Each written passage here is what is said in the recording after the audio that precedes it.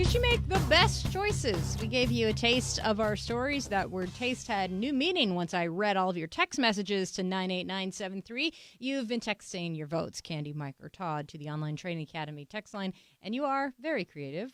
From the 360, Candy, I apologize. I would rather be happy than healthy, so my vote goes for Mike. That's from Brian. Yeah. Well, from the 253, I really want to hear Candy's story, but I need to hear how Comic Sans can kill. Todd, to you. Okay. His story was about a PowerPoint presentation gone horribly wrong, the outcome of it anyway. From the 425, Candy's over there making burgers out of babies. I'm in. Okay, that's not exactly the story. It's about the latest health trend. But yes, we'll get to that. Choose Your News. Scoreboard currently says Todd's sitting at 18. Mike is at 19 in the lead, and I am right behind with 18. Winner today. You love me. You really love me. Keeping his lead, Mike Lewis. So that sparse clapping actually dovetails pretty well with the story. So this is a story about a larger issue of loneliness, but it takes place in Denmark, and it starts with a 20-year-old woman who's been living in Copenhagen, and she's been lonely her whole life. She did not really have any friends growing up. She's always had a difficult time making friends. She moved into the city, and she had a really sort of a poignant quote about being lonely. She says, "They always tell you it's a phase, but then a phase becomes a life."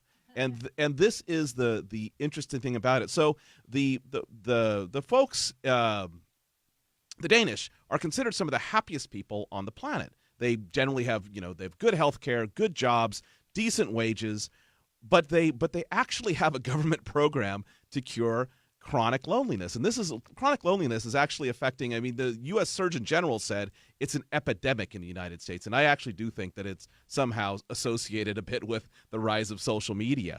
It's something called a Ventolin. And a Ventolin is a regular meeting among folks who don't feel like they really have any friends. And they get a couple of volunteers and they sit together and they play board games and they hang out, maybe have a meal together, and they do this a couple of times a month. They find that people with this repetitive exposure, with an actual organized government effort for this, that it starts to slowly cure people of their loneliness. They start making a friend or having regular contact. And the point of the story, and the really interesting thing going on here, is that the government actually decided this is an actual public health problem. We're going to solve it in a public health manner. And they appear to be solving it. And now other countries are taking a look at this and saying, wait a minute, they do have something here, and this is something maybe we can do. And there are organizations in the United States taking a look at it, in Germany taking a look at it, in China taking a look at it, and even in countries that have enormous population overload. In India, you still have a high degree of loneliness reported, the people who feel like they're not making human connections. And in part, what they're saying is, you actually need to step out and make them, and we will give you the organizational structure to do so. I totally get that. A lot of these local gaming stores, for example, host gaming nights for anyone who can come and play their board game in their area.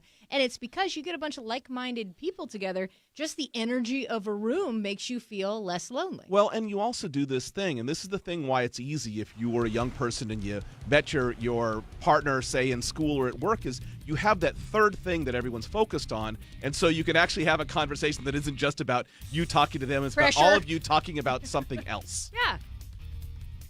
Game night. I think we just planned our first Candy, Mike, and Todd Show game night. I love game nights. So I was game night, Todd. I was texting on my phone. I missed the whole thing. You know I'm what? kidding. I love the story. No, I do like that. I like to hear loneliness being cured. Next hour. So Amazon, how much money did they just put into the Seattle Chamber's Political Action Fund prior to the city council race? We'll tell you, and what that might mean. Tracy Taylor's now going to check traffic for us. Tracy, you are up. Sounds like our truck fire on Highway 101 out near Leland Valley Road has reopened the roadway. All clear at Rainier Avenue South in Dearborn from an earlier wreck. Very busy on northbound 405 into Kirkland up to the Bothell Everett Highway, and so is northbound 5 outside of the city and continuing into Mount Lake Terrace. As a matter of fact, your real